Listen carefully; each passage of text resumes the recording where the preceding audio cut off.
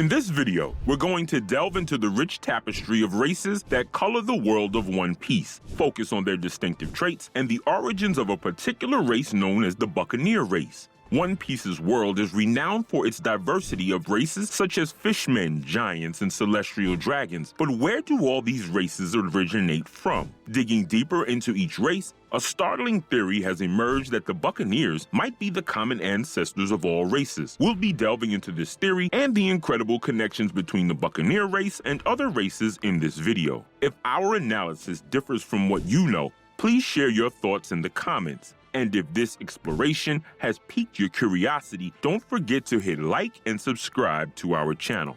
Let's get right to it. Let's start with the Fishmen. They're the most ancient and familiar race in the One Piece marketplace. Fishmen frequently appear in the world of One Piece. Their presence is quite clear.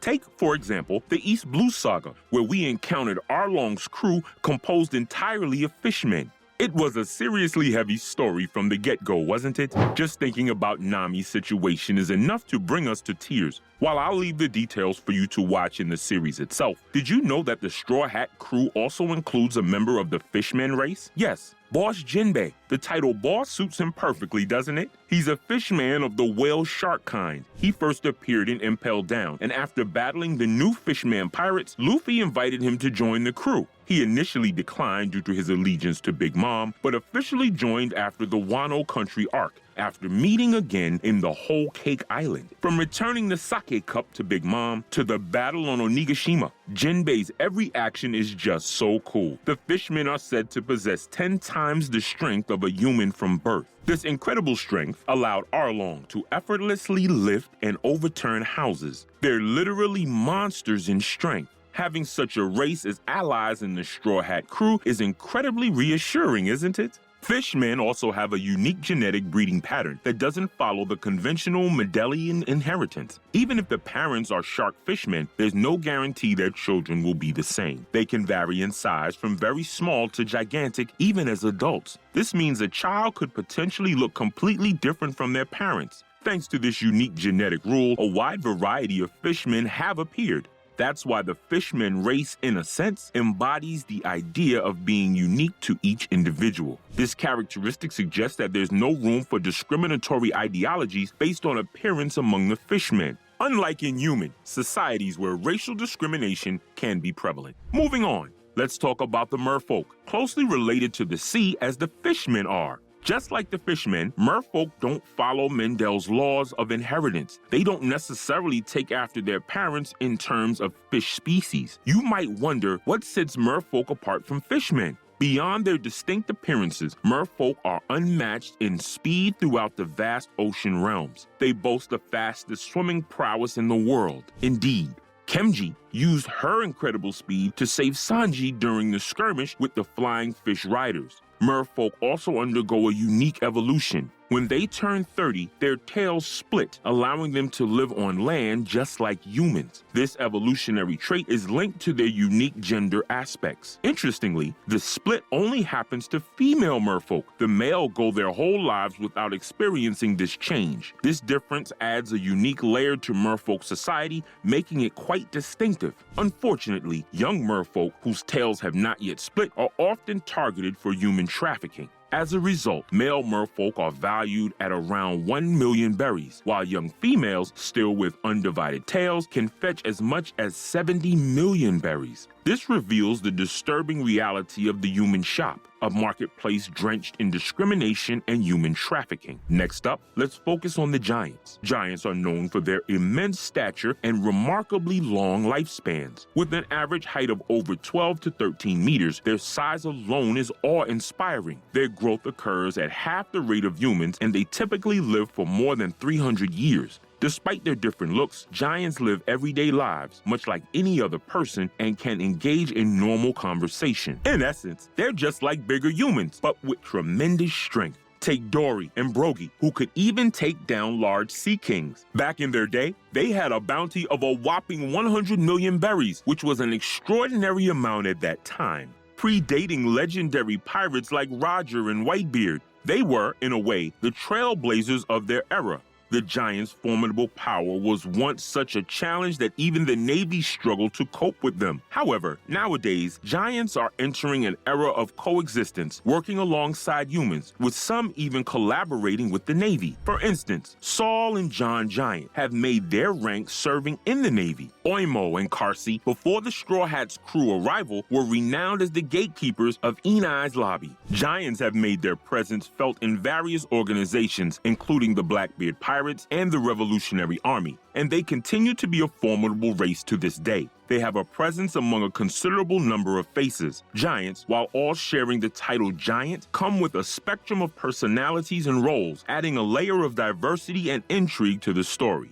So, next on the list are the Ancient Giant. What's the difference between them and the ordinary giants, you ask? Well, ancient giants tower over the regular ones with enhanced strength. Plus, they've got horns on their heads and fangs poking out from their mouths. Take Ors and his descendant, Ors Jr., for example. Their features set them apart from ordinary giants. They're more like ogres, really. Ors, with their fearsome reputation, destroyed countries, dragging entire islands in his wake, and his dominion over the people led to his worship as a devil. Just picture it. With his intimidating looks, he must have been a terrifying sight. Ors stood a massive 67 meters tall, and Ors Jr. isn't far behind at 60 meters. Considering the ordinary giant peaks at around 20 meters, these two are the embodiment of their mighty bloodline, larger and more powerful. Gecko Moriah harnessed Ors' corpse with his abilities, and you can bet that would have been a shock to witness. Facing such a behemoth is nothing short of miraculous. Now, let's switch gears to the Mink tribe. What's adorable about them is their unique greeting. They rub cheeks and say Gartru. Known for their anthropomorphic animal features, the minks are just too cute for words. Think bunny minks or dog minks. Their charming looks are irresistible, especially for animal lovers. These minks not only boast animal-like senses and impressive jumping abilities, but also match humans in the intelligence. In a way, they're like an upgraded version of humans with those perks.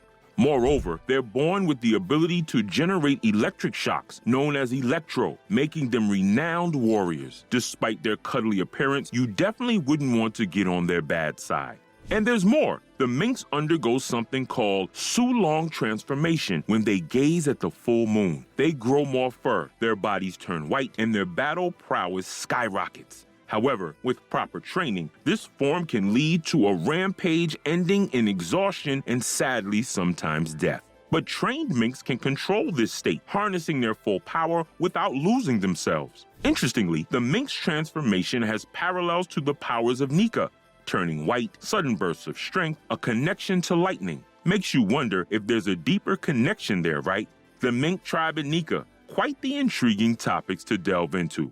Moving on, let's talk about the long arm tribe. They've got an extra joint in their arms, which gives them a distinctive feature, 2 elbows instead of 1. This means their arms are more than 1.5 times longer than an average human's, giving them a handy reach advantage in combat. Among the long arm tribe members we've seen in the story are some heavy hitters. One of the supernovas, Scratchman Appo, Captain Ideo of the Ideo Pirates, and CPO's Yosef. Ideo, for instance, has perfected a combat style unique to his tribe, compressing his arm joints and then extending them for a powerful punch. Interestingly, when Brock hit it big as the Soul King, some long-arm tribe members came out of the woodwork claiming to be his managers. That shows they're not just about brute strength, they've got a knack for business too. Seeing someone they tried to sell off become a global music sensation must have been quite the twist for them. Next up is the long leg tribe. As you might have guessed, they're a tribe with exceptionally long legs, with the distance from their groin to their knees, and then their heels being as long as their upper bodies. Their legs make up more than 2/3 of their height, giving them a distinctive, elegant look with those lengthy limbs. The long leg tribe makes their home in the Grand Line.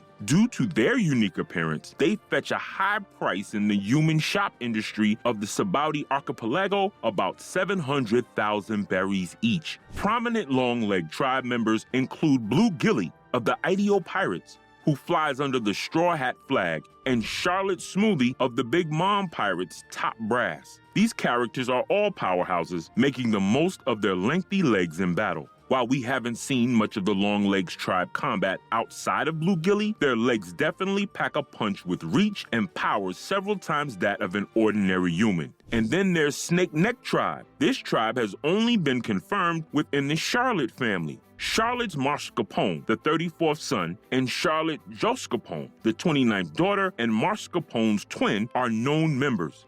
To be honest, not much is known about them. They haven't seen much screen time and their combat scenes are almost non-existent, so they might not ring a bell. There's speculation among fans that Charlotte Amande, the family's third daughter, might also be part of the Snake Neck tribe. But for now, only 2 have been confirmed, making them a rare species indeed. Their defining feature, the long neck, is obvious, but beyond that, they're shrouded in mystery. Like the long arm and long leg tribes, their physical development is prominent. It's possible the Snake Neck tribe could use their flexible necks in combat, but that remains to be seen. Next on the roster is the Three-Eyed tribe. So far, the only known character is Pudding, whose existence came to light in Totoland. As a child, Pudding faced monstrous discrimination due to her third eye, and it's her rare trait that's highly valued. She wasn't even listed in the human auctions at Sabaudi Archipelago, which speaks volumes about her rarity. The Three-Eye tribe is said to possess a unique ability that activates when the third eye achieves true awakening. The details of this power are shrouded in mystery. However, Pudding might gain an ability similar to Roger's ability to hear the voice of all things. Seeing through the essence of things, which is eagerly anticipated for deciphering poneglyphs. Interestingly enough, Pudding's father is also rumored to be of the Three-Eyed tribe, but he remains a mystery, leaving Pudding unable to harness this power. This suggests a high likelihood that Pudding inherited this rare ability genetically. It hints at the possibility of reading poneglyphs without the knowledge of archaeology or the ability to hear the voice of all things. This further underlines the incredibly rare and precious nature of the Third-Eye tribe, coveted not only by Big Mom, but also by history enthusiast Blackbeard. And then there's the Kino Kobito. Surprised by the foreign term? Well, these guys are quite eerie. They were spotted in Big Mom's prisoner library. Kino Kobito have a mushroom-like torso with 4 legs sprouting from it. Their origin is as mysterious as their appearance, stirring all sorts of theories. Some speculate they might be a hybrid of humans and plants, a sort of plant-human. Last but not least, we've got the little guys, the little people. Living in Dressrosa, these folks make you wonder if they could be more tribes like the Tonata tribe out there in the One Piece world. Despite their small stature, they move at incredible speeds, capable of snatching belongings, stripping off clothes, or demolishing a house with a single blow. And they live up to 150 years. Talk about outliving human specs. The Tontata are exceptional at cultivating plants and are highly intelligent, yet they're so pure-hearted that they wouldn't suspect a lie. This innocence has made them vulnerable to deceit, which is how Usopp and Robin ended up getting helped out. You can just picture them getting along great with the straightforward Luffy, can't you?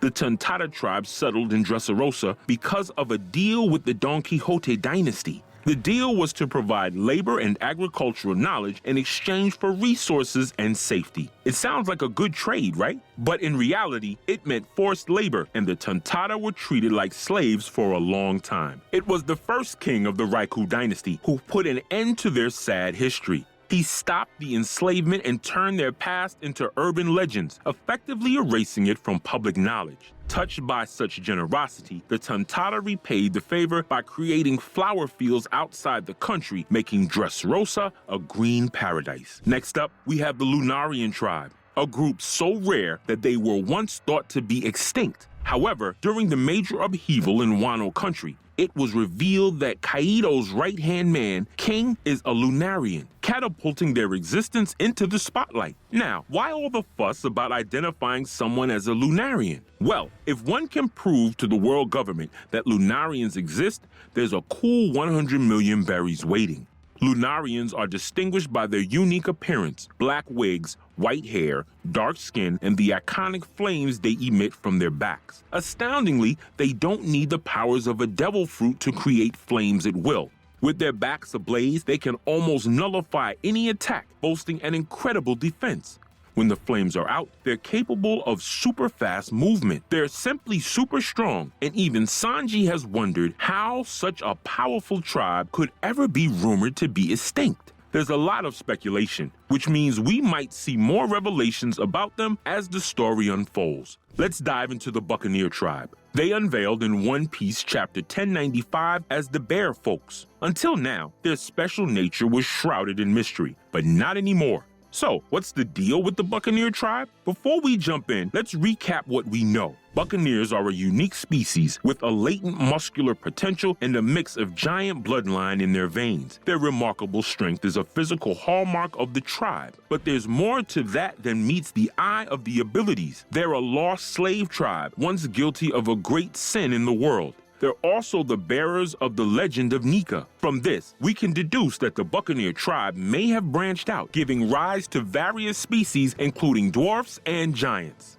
Why think this? Well, other tribes like Lunarians and Minks can manipulate fire and lightning. And while humans are the norm, it's not clear if all species are connected. But for Buccaneers, muscular strength stands out, possessing a latent power in this regard. Yet, in the many races we've seen, formidable strength seems pretty standard, right? Here's the catch. Most species are indeed strong, and One Piece often emphasizes physical might. Giants, of course, but even little people possess incredible strength, and many species have extraordinary muscular powers. Considering this, it's feasible that the Buccaneers evolved into such a powerful tribe. Even Zoro acknowledges the little people's immense power. Remember Saint Saturn confessing to a great sin? This hints at a race from ancient times, much like Zunisha. If this theory holds, the claim of giant blood mixing could be misleading. Perhaps it's the giants who carry Buccaneer blood. The term rare species might have been used because Buccaneers are ancestors. With much still unknown, they could be an incredible ancestral race to many. This could even explain oddities like Big Mom's sudden giant-like birth. If Buccaneer blood mixed in somewhere down the line, specific genetic throwbacks, like with Fishmen, wouldn't be surprising. The pirate world with strong characters popping up out of nowhere, like Big Mom, might be under Buccaneer influence. And the connection to Nika. Pure speculation here, but consider their great sin and the apology letter on Fishman Island and the incredible strength, a silhouette resembling Nika said to be passed down in the Buccaneer family line. These lead me to believe that the sun god Nika might be a Buccaneer and their leader, Joy Boy. So that's my take on the Buccaneers, but what do you think? This channel posts summaries, explanations, and ranking videos related to One Piece. If you like One Piece, we would be happy if you could support us by subscribing to our channel and commenting. Thank you for watching till the end. See you in the next video.